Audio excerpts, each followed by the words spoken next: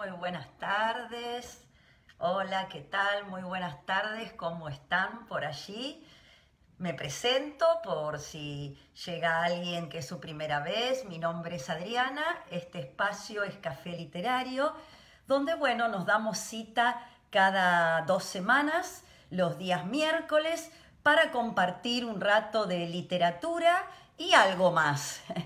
Acá empiezo a saludar, siempre digo que a las primeras personas que se conectan les dedico especialmente el programa de hoy.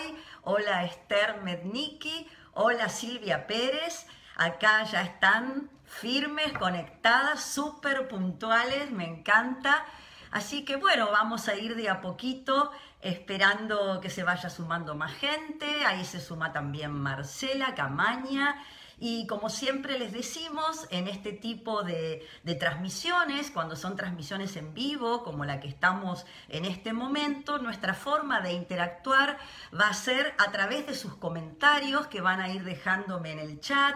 Y cuando terminen de estar conectados en este taller, si les gustó, pongan un me gusta en la publicación, que eso hace que llegue a más gente y podamos seguir difundiendo todos los talleres que hacemos desde el Siam Hofesh. Muy buenas tardes Marta Rosso también y muy buenas tardes Elena Stowe Rosenblatt.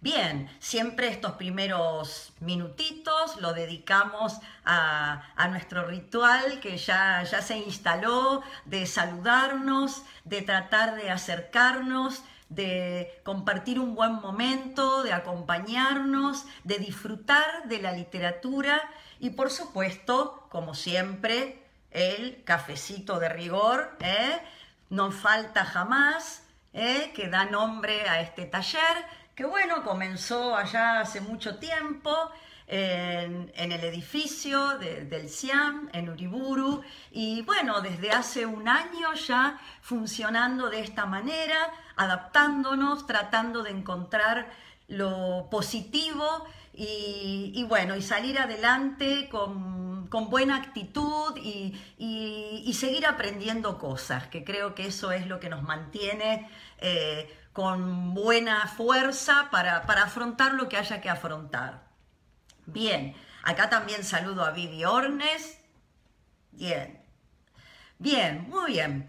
Me encanta que estén ahí ya, así que vamos a ir metiéndonos de a poquito en el tema que nos convoca hoy. Hoy tenemos un miércoles de efemérides literarias que no podía dejar pasar. Dos grandes escritoras, dos grandes mujeres latinoamericanas hubiesen cumplido años hoy, 7 de abril. Vamos a empezar por una chilena, por Gabriela Mistral, nacida el 7 de abril de 1889, como recién dije, en Chile, poeta, poetisa, diplomática, profesora, pedagoga, Premio Nobel de Literatura en 1945, lo que la convierte en la primera mujer iberoamericana en recibir un premio Nobel. ¿Qué me dicen de esto? Primera mujer iberoamericana en recibir un premio Nobel.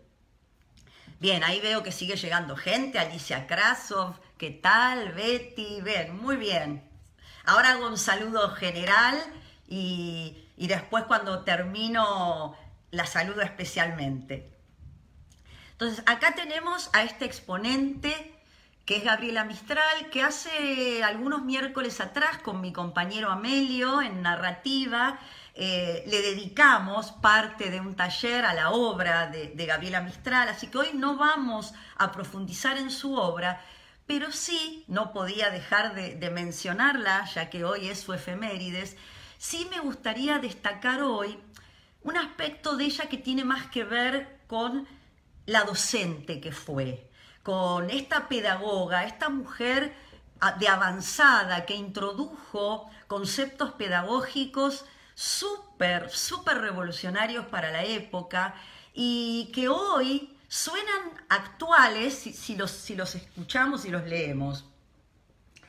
Fue maestra rural, Entre otras cosas, Gabriela Mistral fue maestra rural y después también podemos decir que fue diplomática, pero me voy a meter más que nada brevemente, en su labor como docente y como pedagoga. Ella ya a los 15 años era ayudante de una escuela, a los 15 años. Y va a participar a lo largo de su crecimiento y con los años, va a ser una referente no solamente en Chile, sino también en México.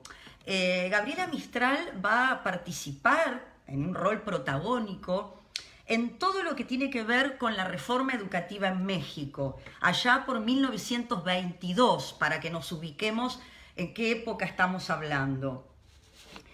Hay una frase muy linda de ella que cuando la leí pensé, qué actual, esta frase tal cual la dijo ella se puede aplicar hoy.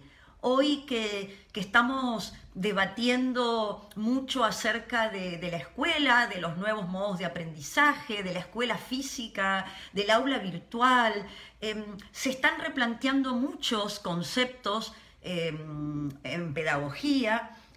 Ella dijo esto, y ahí voy con la frase: enseñar siempre, en el patio y en la calle, como en la sala de la clase. Enseñar con la actitud, con el gesto y con la palabra. Fíjense, ¿no? Hoy me pareció que tiene mucho que ver con todo lo que estamos viviendo en relación a si solamente aprendemos en las instituciones formales del saber o si nuestro aprendizaje se ha visto ampliado, ¿no? Y bueno, es un tema muy interesante que hemos abordado en otros espacios y que a mí me gustaba señalar cómo esta idea, esta semillita, ya la plantó hace tanto tiempo Gabriela Mistral. Me gusta rescatar esas frases. Como les decía, hoy no nos vamos a meter en su obra poética, pero sí no quería dejar de lado a esta mujer que sin duda cambió la educación, cambió la mirada que se tenía sobre el educando, como se decía antes, esta idea de centrar en el niño y en la niña la educación y no tanto en la bajada de un programa que muchas veces resultaba lejano de las vivencias de esa infancia, de esas infancias, cómo acercar la educación a las personas en su contexto más cercano, y ahí realmente se produce ese acto maravilloso que es el de enseñar y el de aprender, ese acto que necesariamente necesita de un vínculo humano fundamentalmente, más allá de las herramientas que después echemos mano para poder poner ese acto en acción, ¿no? ¿Podemos enseñar en la virtualidad? Sí, podemos enseñar en la virtualidad, con sus ventajas, con sus desventajas, con sus infinitas posibilidades y también con las limitaciones, por supuesto. Pero bueno, muy lejos de Internet, ya lo planteaba Gabriela Mistral como una necesidad de no circunscribir el acto pedagógico a la escuela, sino que el acto pedagógico tenía que extenderse a todos los espacios de la vida. Ella dice, en el patio y en la calle como en la sala de la escuela, ¿no?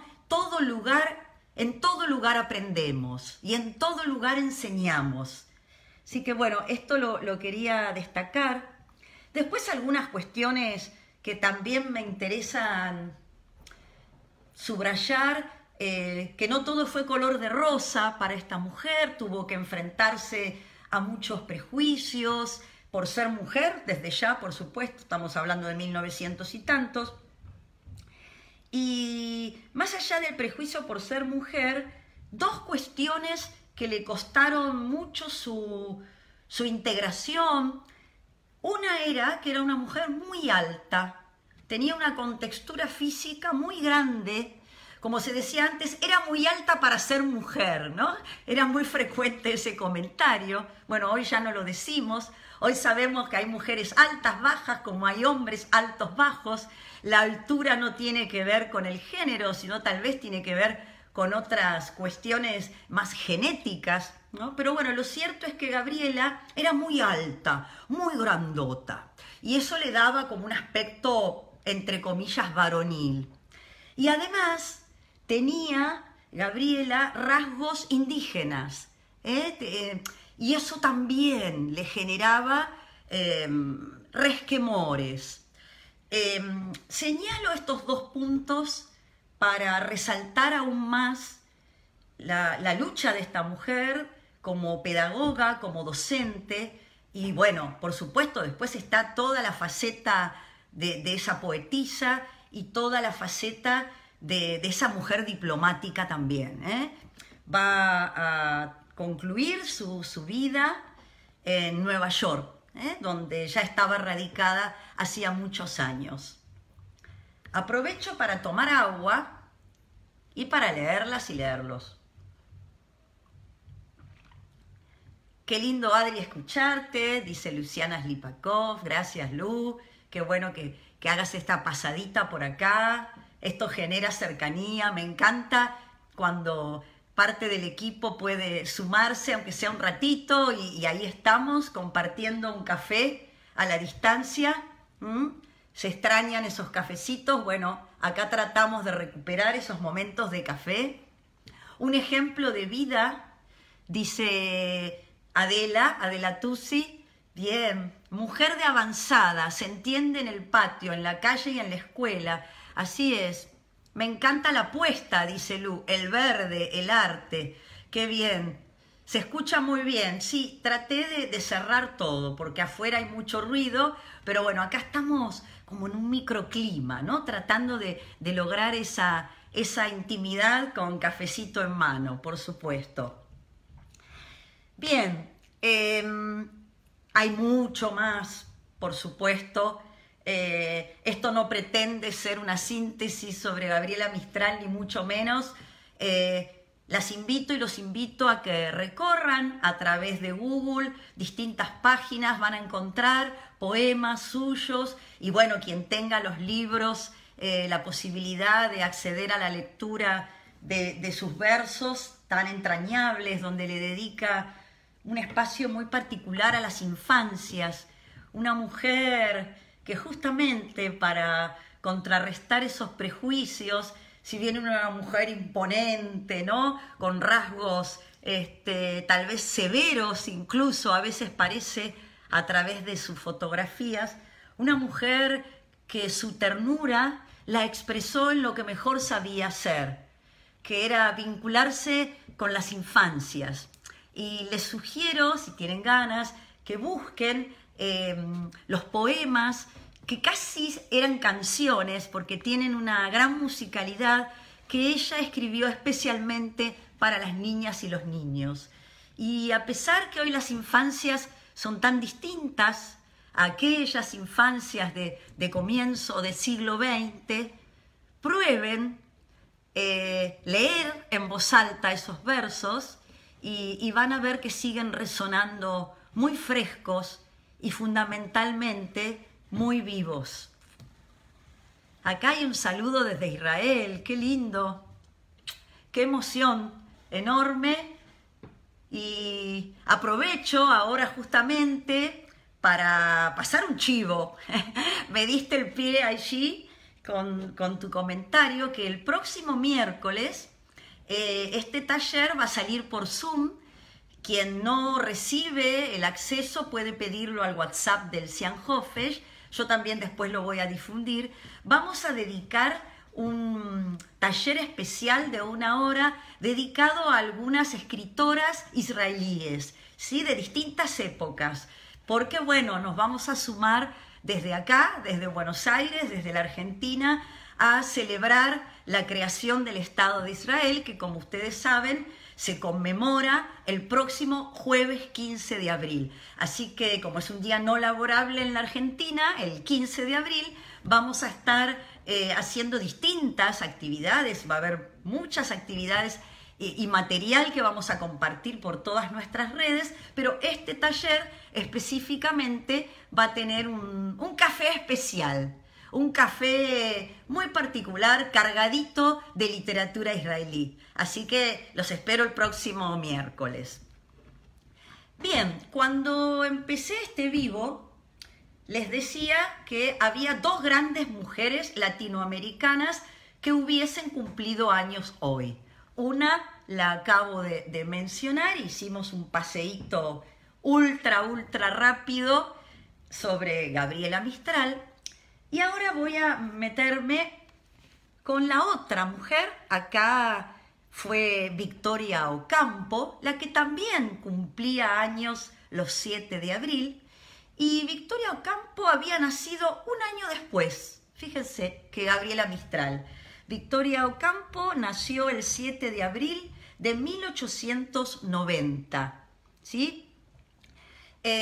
También multifacética, escritora, por supuesto, por eso tiene un lugar en este taller, pero además de ser escritora, me gusta también poder ver un costado tal vez no tan explorado de Victoria Ocampo, que fue el haber sido propulsora y una referente y gestora de todo un movimiento literario en Buenos Aires, y que después vamos a ver que trascendió las fronteras de Buenos Aires.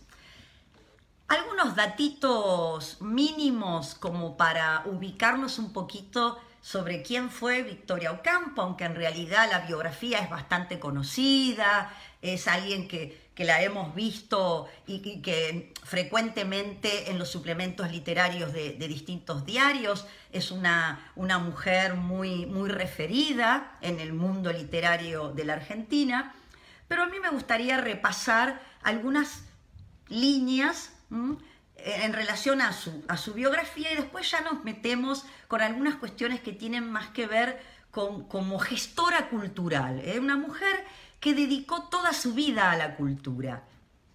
Como recién les decía, nacida en 1890 en el seno de una de las familias fundadoras de la Argentina, Victoria fue la primogénita de Manuel Ocampo y Ramona Aguirre. Luego el matrimonio tendría 5 hijas más, de las cuales la menor fue Silvina, Silvina Ocampo, también excelente cuentista, que ya le vamos a dedicar en algún otro momento, por supuesto, un lugar en este espacio de café literario. Las Ocampo recibieron una educación privilegiada con institutrices que le daban clases en francés e inglés sin tener que asistir al colegio. Ustedes saben que, bueno, hubo una época donde la educación era un privilegio y solamente accedían a ella aquellas personas que pertenecían a una familia encumbrada, a una familia adinerada. Y no iban a la escuela, no existía la escuela pública como la conocimos después, por suerte. Entonces, las institutrices, las maestras, los maestros iban a las casas de estas familias a impartir la educación. Victoria y su familia residían en San Isidro, en la mansión Villa Ocampo, que actualmente se puede visitar, es un centro cultural, ¿sí? Localizado, por supuesto, en San Isidro, en la provincia de Buenos Aires. Victoria Ocampo era una lectora ávida, todo lo que pasaba por sus manos cuando era muy joven, casi una niña, lo leía. Su madre no la dejaba leer, porque la educación que se suponía que debía recibir una señorita bien era tocar el piano, eran algunas nociones de lo que pasaba en Europa, tener sí nociones de arte, pero digamos no elegir la propia lectura, cosa que Victoria, por supuesto, desobedeció. y escondía debajo de la almohada los libros que ella leía sin el permiso, sin el consentimiento de su madre. Y uno de los libros, por citar uno de los tantos que ella leyó cuando era chica, era Balada de la cárcel de Reading, de Oscar Wilde. Ese era uno de los libros que Victoria atesoraba entre su intimidad y sus secretos debajo de la almohada.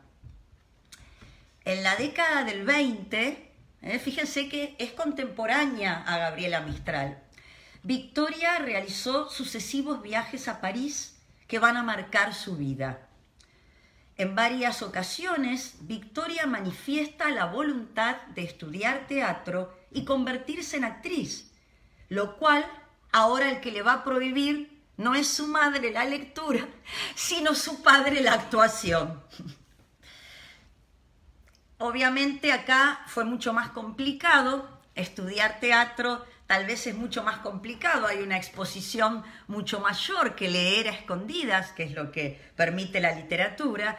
Así que bueno, Victoria ese interés, ese sueño, lo dejó de lado y se vio impelida a estar inmersa en el mundo literario.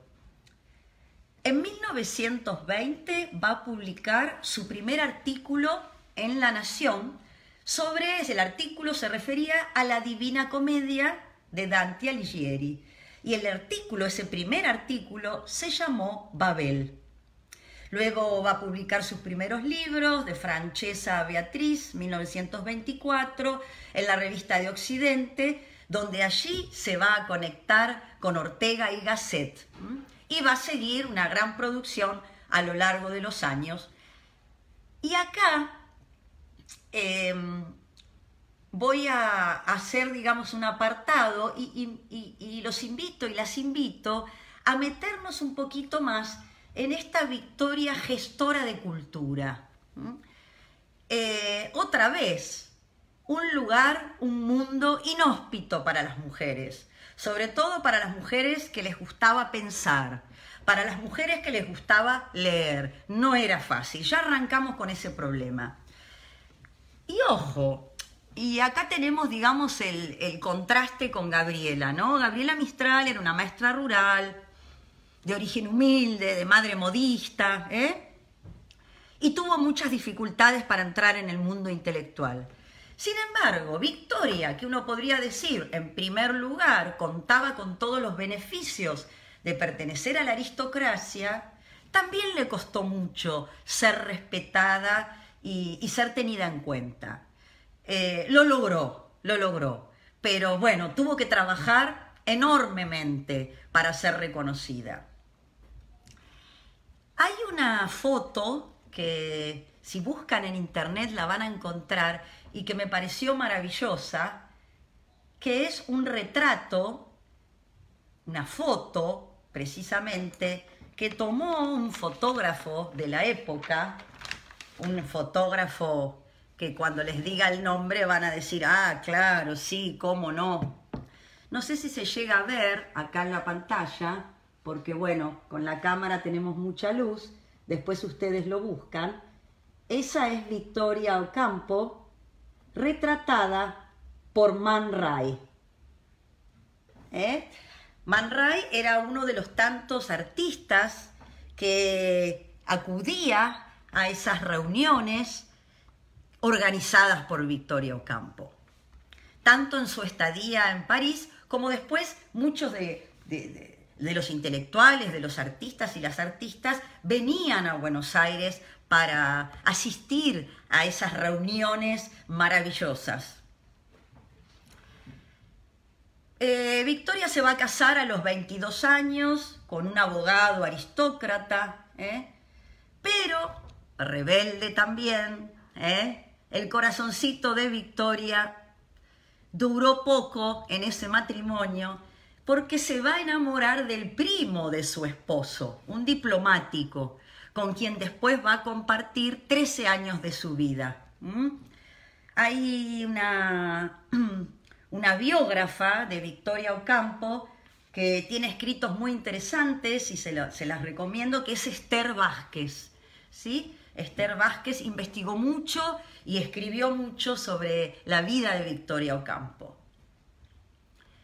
Les comento que toda esta información que estoy compartiendo con ustedes hasta este momento la estoy tomando de la página del Ministerio de Cultura de la Nación, donde específicamente hay un posteo que se llama Ramona Victoria Epifanía Rufina Ocampo Aguirre. Todos esos nombres para llamar a Victoria Ocampo. De allí estoy tomando estos datos, y para los datos que compartí con ustedes sobre Gabriela Mistral, me metí en la biblioteca virtual, la Biblioteca Nacional de Chile, que tiene una biblioteca virtual que se puede acceder. Siempre les comento de dónde saco la información, más allá que lo considero una responsabilidad ética, porque también trato de estimularlos a los que todavía no lo hacen, muchos de ustedes ya lo hacen hace mucho tiempo, pero bueno, a meterse en páginas culturales, en bibliotecas. Es interesante porque tenemos acceso a material que de otra forma sería muy difícil, ¿no? Poder acceder a ellos. Bien, ¿cómo vamos? Bien, tenemos tiempo todavía. Espero que por allí estén bien. Acá recibimos a todo el mundo más allá de la hora que lleguen. Estoy respondiendo a un comentario muy amoroso de Irma. Me pide perdón por llegar tarde porque fue al médico. Y primero está el médico. Y también aprovecho, gracias Irma, porque me hiciste acordar de algo que, bueno, como me repito mucho, no lo digo, pero me parece que es necesario. Siempre van a encontrar este taller en Facebook. Cuando termine de transmitir, automáticamente va a quedar grabado allí. Lo van a encontrar en la página de inicio, o si van también donde dice videos en vivo, van a encontrar esta grabación. Y también después lo compartimos en nuestro canal de YouTube, así que no se van a perder nada. Muchas gracias por avisarme igual. Cuando estamos de este lado transmitiendo, nos hace sentir, al menos a mí, muy acompañada, que me hagan estos comentarios de la vida diaria, digamos, ¿no? Está bueno que esto es un espacio literario, pero lo otro también es importante, que es qué nos está pasando, ¿no? En el día a día y esta rutina y esta cotidianeidad. Este también es un espacio para que hablemos de las cosas que nos pasan todos los días. Algo que si mencionamos a Victoria Ocampo no podemos dejar de lado, que fue la importancia de la revista y la editorial Sur, que muchos de ustedes seguramente recordarán y reconocerán.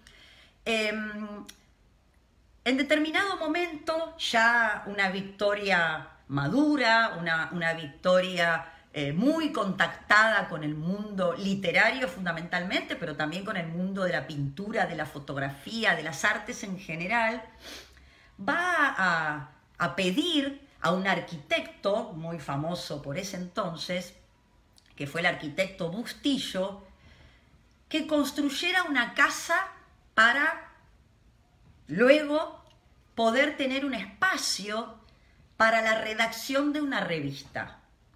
¿Cuál era el objetivo que tenía Victoria en crear esta revista?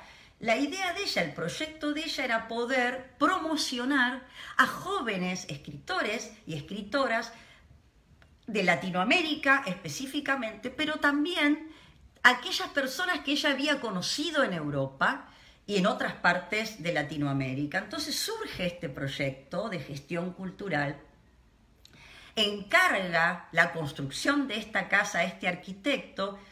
Como dato de color, les puedo decir que este arquitecto Bustillo seguía la corriente que se llamó la corriente racionalista y que estuvo representada por un arquitecto que, bueno, marcó un antes y un después, que se llamó Le Corbusier.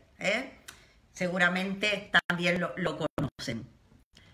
Encarga plantea este arquitecto la construcción de esta casa, que posteriormente va a ser la revista Sur y que Victoria luego va a donar al Fondo Nacional de las Artes, ¿sí? Patrimonio cultural nuestro. En 1931 se va a crear la revista Sur. Y esto les va a gustar, si no lo sabían. A mí me gustan estos chismecitos, le digo yo, notas de color, a que no saben quién eligió el nombre de la revista Sur. ¿Quién puede haber elegido el nombre de la revista Sur? Alguien que me mencioné antes, Ortega y Gasset. Ortega y Gasset le va a decir a Victoria, me parece que el nombre tiene que ser Sur. Años más tarde, además de la revista, va a surgir la editorial con el mismo nombre para dar a conocer, como les decía recién, nuevos autores nacionales y publicar autores extranjeros en nuestro país. O sea, Victoria, además de ser una gestora cultural, era una mecenas. ¿Qué quiero decir con esto? Patrocinaba, lo digo más directamente, ponía dinero y mucho dinero para fomentar la cultura. La casa ubicada en la calle Rufino de Elizalde, donde se va a inaugurar esa gran redacción, contó con los miembros del consejo redactor que a continuación voy a mencionar. Oliverio Girondo, fíjense, fíjense los miembros del consejo redactor. Oliverio Girondo, vayan anotando, Jorge Luis Borges, Eduardo Malea, Guillermo de Torre y María Rosa Oliver. Esos tienen ahí su primera piedra basal en esa editorial y en esa revista, que se crea, como dije recién, en 1931. Como parte del Consejo Extranjero estaban José Ortega y Gasset, Alfonso Reyes, Pedro Enrique Sureña, Ernest Ansermet, Leo Ferrero y Waldo Frank, un hispanista y novelista norteamericano. Hoy estos nombres, la mayoría de ellos, tal vez no conocemos a todos, pero la gran mayoría de la gente que les estoy nombrando, la conocemos, pero trasládense, a 1931. Eran jóvenes que comían salteado, muchos de ellos, para poder escribir, Y ahí Victoria aparece como esa mentora, esa maga, que va a nuclear a toda esta gente y a promover la difusión de su obra. En 1933 aparece la editorial, o sea, en 1931 la revista, en 1933 Victoria crea la editorial Sur para concretar su proyecto de difusión literaria publicando novedades de autores extranjeros. Y acá viene otra, así como para resaltar, que yo la llamo a que no saben, ¿no? Y descuento que muchos de ustedes lo pueden llegar a saber, pero me gusta hacer ese juego de la sorpresa. Yo no lo sabía, lo descubrí buscando este material que ahora les voy a decir dónde lo encontré, para que si después tienen ganas de seguir chusmeando, lo hagan. La primera publicación que va a ser Editorial Sur es Romancero Gitano de Federico García Lorca. Para que tomemos medida y noción del nivel de las publicaciones que tenían lugar en esta editorial. Romancero Gitano de Federico García Lorca, primera publicación de la editorial. Luego vendrán libros de André Malraux, de Virginia Woolf. A pocos meses de su publicación original, eran traducidos y editados por Sur. Y acá hubo un alto en el camino,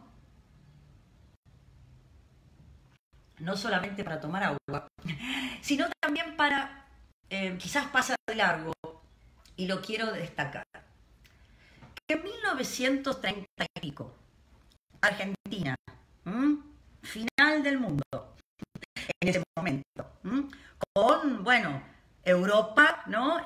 Digamos, monopolizando todo el movimiento cultural y artístico, o al menos el que se visibilizaba, para ser más correcta y más precisa. Ni bien se publicaba en Europa un libro de Virginia Woolf, por decirlo un ejemplo. ¿Qué hacía Editorial Sur? A los pocos meses ya estaba en la calle traducido. Y eso tiene un valor impresionante. Acuérdense que nos fuimos a 1933. Hoy, bueno, tal vez parezca una pavada lo que estoy diciendo, pero no existía nada de lo que existe hoy. Lo único que existía era la imprenta. Pero después las copias que se hacían y era muy dificultoso y muy costoso traer material extranjero y traducirlo. No nos olvidemos que Victoria también, entre otras cosas, en sus ratos libres, digamos, se dedicaba a la traducción. Y acá les voy a nombrar algunos, porque es una lista realmente muy grande y no los quiero agobiar con datos, pero no puedo dejar de caer en la tentación de contarles algunos colaboradores. William Faulkner, Thomas Mann, María Zambrano, Rafael Alberti, Rabindranath Tagore, Alberto Moravia, Paul Valéry, Bertolt Brecht, Chekhov, Roger Caillois, Ricardo Guiraldes, Ezequiel Martínez Estrada, Leopoldo Marechal, Silvina Ocampo, Ernesto Sábato, Juan José Sebrelli, Conrado Nalé Roxlo, Francisco Romero, Amado Alonso, Murena, Juan José Hernández, Alejandra Pizarnik, Alberto Guirri, Edgardo Kosarinski, y sigue, y sigue, y sigue, y sigue. Colaboradores de la revista. O sea que esa revista era un lujo.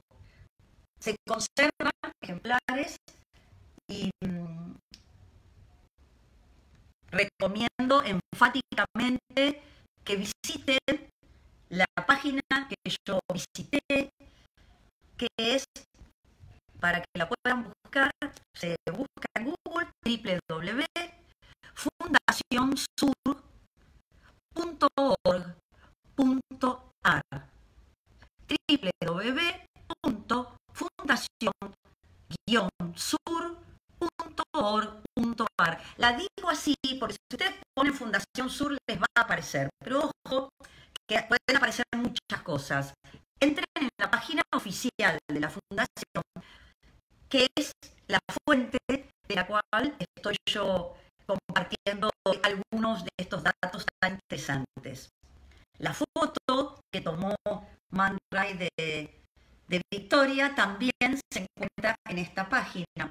La página es buenísima porque si entran van a ver que hay distintas pestañas y distintos lugares para recorrerla. Bien, buscando material, tratando de dejar tal vez la parte más literaria, si se quiere, la obra, en este caso, para ustedes, quien tenga ganas siga buscando, o en general yo lo que trato con los poemas es de buscar algo muy corto y compartirlo por otras plataformas, pero hoy, y fíjense, les cuento una intimidad, algo que de verdad me pasó hoy a la tarde, cuando termino, yo siempre termino antes del vivo, unos minutos antes, termino de darle la forma al vivo, que en realidad la forma la termina teniendo cuando estamos en vivo, porque es así, se termina de hornear este espacio cuando estamos en el aire. Pero bueno, estaba ahí reorganizando un poco el material Y en la agenda vi que a partir de hoy, cuando salga la primera estrella y el día de mañana, se conmemora una fecha muy triste, pero una fecha que no hay que olvidar, que es Yom HaShoah. Yom HaShoah es el día de la memoria, en memoria de los sobrevivientes del Holocausto. Entonces, estaba con eso, viendo de seleccionar material para compartir mañana con ustedes, mañana jueves 8, y de pronto tenía abierta la página de la Fundación Sur, porque estaba viendo el material de Victoria Ocampo. Y se me ocurrió entrar en algunas notas que han salido en distintos diarios y encontré una nota que hace el periodista Juan Javier Negri para el diario La Nación. Esta nota, este artículo, se publicó salió en el diario, en el suplemento de la revista, concretamente ADN, la revista de La Nación, hace 7, 8 años, 2013, 2014, más o menos, más o menos, no tengo acá la fecha exacta. Y llamativo esto, y para mí una novedad, para muchos de ustedes tal vez no lo sea, pero me pareció muy interesante completar esta pasada muy rápida, que es lo que nos permite un vivo, no mucho más, por la importancia de Victoria Ocampo, y me encontré con este artículo que se llama El Holocausto en la memoria de Victoria Ocampo. Victoria Ocampo fue la única argentina invitada a presenciar el juicio de Nuremberg en noviembre de 1945 a octubre de 1946. La única argentina invitada. Y voy a leerles un parrafito de la nota de Juan Javier Negri, a él le pertenece. No voy a leer toda la nota porque insisto que sería complejo hacerlo, pero sí voy a mencionar algo que me pareció muy, muy importante y lo quería compartir con ustedes.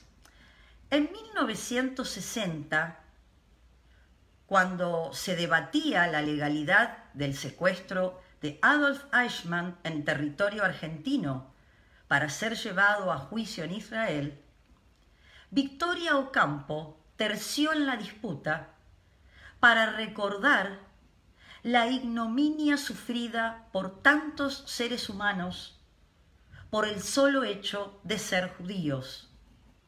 Hay un ensayo de Victoria Ocampo que se llama Porque eran judíos, publicado en el tomo 6 de sus testimonios, que demuestra su absoluto rechazo a lo ocurrido.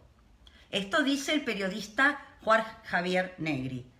Ahora leo textual lo que dijo Victoria Ocampo. Que la Argentina, al parecer tan aferrada a la legalidad, haya servido de refugio a criminales de esta calaña y les siga sirviendo de segunda patria, es cosa atroz para quienes queremos a nuestra tierra. No puedo conformarme con la complicidad ni con la indiferencia. Victoria tampoco había demostrado indiferencia cuando muchos años antes había logrado rescatar a Giselle Front, 1908, fallecida en el 2000. Giselle Front, una de las fotógrafas más notables del siglo XX. Victoria le pagó su traslado a la Argentina unas pocas semanas antes de la invasión nazi a París, con la excusa de que había sido contratada como retratista por la revista Sur. O sea, lo que hace Victoria es rescatar a Giselle Front, la rescata en París con la excusa de que iba a ser la fotógrafa de la revista y la rescata de la invasión nazi en París.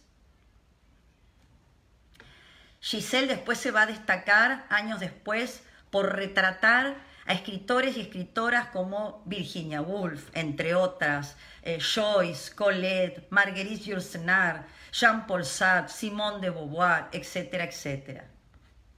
Con el correr de los años, esta fotógrafa va a recibir el Gran Premio de las Artes de Francia en 1980, el Premio de Cultura de la Asociación Alemana de Fotografía. Nada hubiera sido posible si Victoria Ocampo no hubiese intercedido en ese acto de humanidad. No solamente esta anécdota, que hoy es una anécdota, pero que es un hecho histórico, real, comprobable, documentado. También Victoria intentó salvar la vida de un escritor que se llamó Benjamin von Dan, que había nacido en 1898 y que fue asesinado por los nazis en 1944. Acá Victoria va a fracasar porque no va a poder salvar la vida de este escritor, pero sí va a poder salvar su obra. Este escritor, Benjamin von Dane se escribe, había nacido en Rumania, de familia judía, y había viajado 2 veces a la Argentina, invitado por la directora de Sur, por Victoria. En su primera visita, en 1929, trajo al país una de las primeras obras de René Clair, de Buñuel, de Man Ray. Fíjense la riqueza artística de quienes venían, ¿no? Y lo que nos traían. Nosotros no estábamos allí, pero hoy podemos disfrutar de todo eso gracias a ese entramado, ¿no? Hoy sobreviven a través de sus obras y es importante poder verlo así también. Va a volver en 1937 Benjamin von Dan para dirigir una película que se perdió. Y acá, y ya con esto vamos a ir concluyendo por hoy, voy a elegir unas palabras escritas por Victoria Ocampo acerca de esta situación en su intento de salvar a este escritor, que como dije antes, pudo salvar su obra, pero no su vida. En París, 18 de junio de 1939, vi a Benjamin von Dan por última vez, en circunstancias bastante extrañas. Yo lo había llevado en mi auto hasta su casa. Yo me iba a embarcar el día siguiente, de regreso a la Argentina. Al bajar del auto, von Dan me pidió que esperara un minuto. Esperé. Volvió a salir de su casa con un enorme sobre voluminoso y lacrado. A la luz de un farol que no alumbraba demasiado, leí estas líneas que llevaba escritas. Chestov, manuscrito inconcluso que contiene las cartas que Chestov me escribió y mis conversaciones con él. Deposito en manos de Victoria Ocampo el manuscrito en el que estoy trabajando.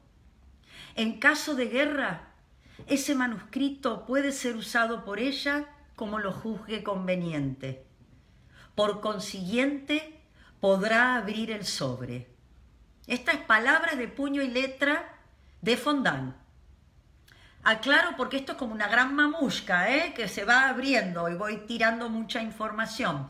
Después lo pueden volver a escuchar si esta parte queda un poco complicada. Le da ese sobre, donde dice, en caso de guerra, Victoria Ocampo está autorizada a que publique estos manuscritos. Dice Victoria, testimonio de primera fuente. Desconcertada, miré a von Dan. No se reía como de costumbre. Y entonces me dijo ahí, yo en el auto, él afuera, con el sobre. Creo que habrá guerra. Creo que no volveremos a vernos nunca más. Perdóneme este siniestro presentimiento. Recuérdese que los nazis estaban ya persiguiendo a los judíos en Alemania y Fondán era judío. Estábamos, cuenta Victoria, sigue hablando Victoria, estábamos haciendo gestiones para tratar de sacarlo de Francia cuando él y su hermana fueron conducidos por la Gestapo a la prisión de Drancy en marzo de 1944. Después los trasladaron a Alemania y el 30 de mayo los llevaron a Auschwitz.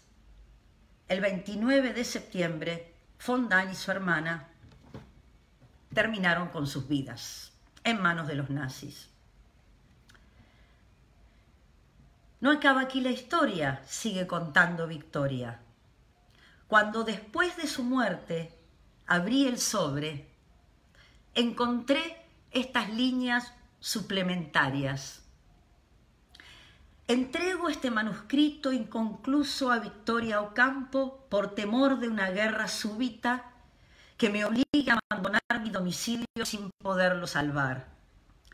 En caso de que esto ocurra y las otras copias se extravíen o se destruyan, prefiero que quede algo del manuscrito por inconcluso e informe que resulte. Es el bien más precioso que poseo. Si yo o los míos desaparecemos, cuento con Victoria Ocampo para velar por la publicación de estas páginas. París, 18 de junio de 1939.